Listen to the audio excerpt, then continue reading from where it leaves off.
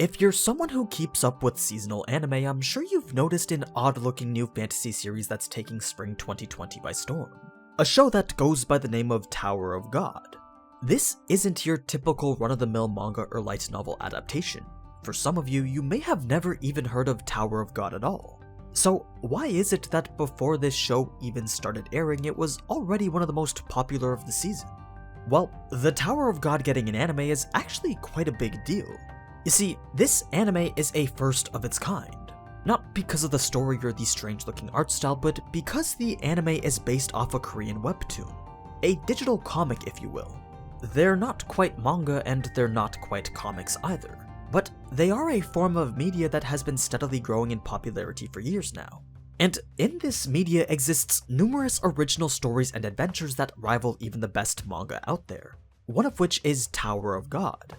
So if a webtoon like Tower of God can be successfully adapted into an anime, then that opens up a whole new world of potential webtoon-based anime, which could possibly change the anime industry in its entirety. But before I talk more about why that is, I'm sure a lot of you want to know whether Tower of God is actually worth watching. I mean, I'm sure if you watched the trailers then you probably had the same first impressions that I did.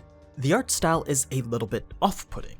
Yes, it is different, but I don't think you should let that sway your decision too much. I believe the style of animation was an artistic choice by the studio to make it similar to how the webtoon is drawn. Much like how Mob Psycho 100 is styled in a way that's reminiscent of its source material. And it's not like Telecom Animation is new to making anime either. They've been responsible for many of the Lupin the Third movies and popular anime like Orange or Chain Chronicle. I think what's most important is how the story gets adapted, because even though the initial art style of the webtoon itself was less than great, the intrigue and mystery of the setting that we find ourselves in is compelling to say the least. And I can say that after watching 3 episodes of the anime that the adaptation is doing fairly well to follow suit.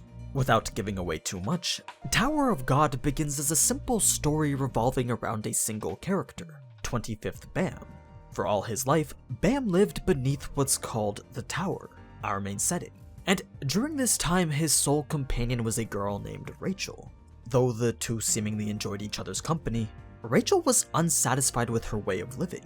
She decided to enter the tower in hopes of ascending to the top and one day witness the stars. So, as Rachel disappears into the doors of the tower, Bam commits himself to finding her again, and by doing so he forces his way into the tower. But this tower isn't just any regular building. It would be more accurate to relate it to being the world itself. It's a mysterious structure that's magical in nature, filled to the brim with numerous massive floors that host many different species of fantastical creatures. Every floor is different from the last, and the only way you can get from one floor to the next is by passing a test that is run by the floor's administrator. These tests could be anything from a simple puzzle game to an all-out battle royale. Really though, it all just depends on the floor master. What this means is that in order to find Rachel, Bam has to climb the tower by passing increasingly difficult tests. That's the initial driving factor. Wondering what test Bam will have to face next as he climbs each floor in search of the only person he's known his entire life. But something like that could get stale fairly quickly if it was the only thing happening, which is why it's not the only captivating element of the series. There's plenty of others that serve to expand this world of the tower and the characters within it. Every new character Bam comes across is enveloped in a certain level of mystery that makes you wonder who they are and what they're capable of. And it's through these characters that the tower is developed. Yes, Bam is our main character, but you'd be surprised how much impact some minor-looking characters will have later on. There's a lot of intertwining stories and twists and turns that work towards making Tower of God what it is.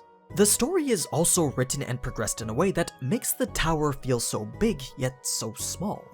Believe me when I say that the tower is truly a massive place. There's plenty of things to discover within it, and whenever we learn a bit more about the tower or one of its floors or its many inhabitants, that just makes the tower feel even bigger. But when we get to a test and we see all the participants confined to the testing area, that's when we zone back into the main events and the world becomes much smaller and more focused. It's nice to have those contrasting layers. All in all though, the strong point of this series is its complex world building. Whether the anime can properly portray that or not will ultimately determine its overall success. so far the first few episodes have been doing a fairly decent job of that. The pacing is a little bit quick, but the tone is set very nicely, especially with the killer soundtrack by Kevin Penkin accompanying it.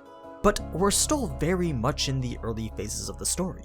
In fact, I would say that the ball has barely even begun to roll. It actually kind of reminds me of how Hunter x Hunter began. Not just because they're in pretty much their own version of the Hunter exam arc, or because Kun reminds me of Killua, but because of the way the other characters are explored. Don't get me wrong though, by no means am I saying that this show is as good as Hunter x Hunter. All I'm saying is that it could have the potential to be. But yeah, that's pretty much the most basic breakdown of what Tower of God is. Honestly though, the less you know the better. My recommendation to you is that if you're looking for a new type of fantasy adventure where both the characters and setting are unique in nature, then Tower of God is probably worth checking out. So long as what I mentioned is fleshed out properly, then I'm sure many of you would actually come to enjoy it. Now, the reason I said that Tower of God's success could change the anime industry as we know it is because up until now, anime has either been an original story or adapted from manga or light novels. The addition of webtoons opens up a whole new library of potential anime with long-running stories that are actually quite good. And I think that Crunchyroll partnering with the webtoon platform to bring us 2 other adaptations is an early sign that webtoon-based anime is the direction we could be heading, especially if these series prove to be successful. That's where part of the hype comes from. Many people want Tower of God to succeed so that other webtoons just like it could get the same treatment. Like, imagine Solo Leveling getting an adaptation by Ufotable. That would be absolutely insane. For now though, we have Tower of God to serve as our introduction to the world of webtoon anime. Now, considering that every show I was planning to make content on for this season got delayed, I've decided that Tower of God might be an interesting one to cover. The excess lore and world building that goes into it pretty much aligns it with the type of stuff that I like to cover. So, in the near future, expect something like a Tower of God cut content, or maybe something else that goes into the deeper lore. Whatever it is, if you want to watch more Tower of God content, then let me know in the comments so I can judge the level of interest. Anyway, as always, thank you so much for watching, and if you enjoyed this type of anime content, then you already know what to do. So, until next time, ciao!